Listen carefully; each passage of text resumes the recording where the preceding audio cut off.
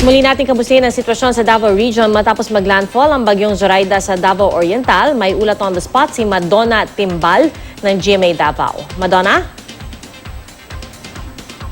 Yes, Tia, kayo na umaga naghahanda ang mga residente o naghahanda ang mga residente pati na rin ang lokal na pangasinan na Hinatuan, Surigao del Sur para sa pagdating ng bagyong Zoraida. Dito kasi inaasang ang naturang na mga residente lalo na mga nakatira sa mga isla ay nagawa lamang sa light materials na madaling masira pag tinamaan ng malakas hangin at ulan. Ang mga nasa konkretong bahay naman, hindi na pinalikas dahil pwede daw silang magsilbi bilang evacuation area. Sa ngayon, ang may 1,089 pamilya na lumikas ay pinatira muna sa mga simbahan at eskwelahan.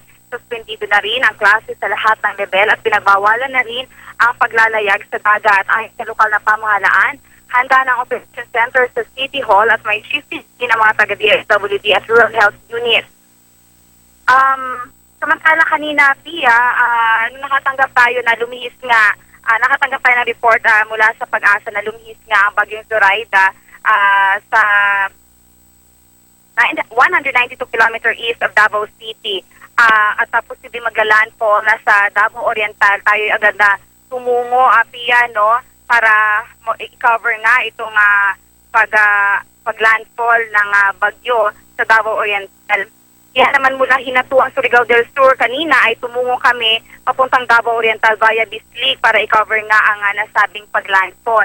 But unfortunately, pagdating namin sa may barangay Kabasagan, Boston, Davao Oriental, bandang alas 9 kaninang umaga, ay nadisgrasya ang aming sasakyan sa hinang ulan at madulas na kalsada. Pero sa awa ng Diyos ay ligtas naman kaming tatlo ng mga kasama kong cameraman.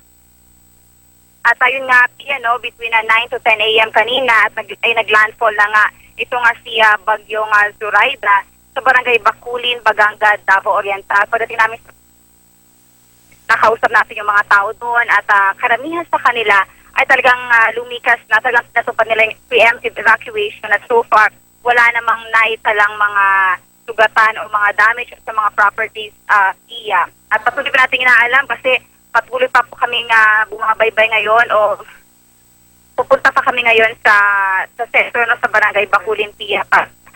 Alamin pa ang ibang mga data at mga information doon, Iya. Alright, maraming salamat sa iyo, Madonna Timbal ng GMA Davao.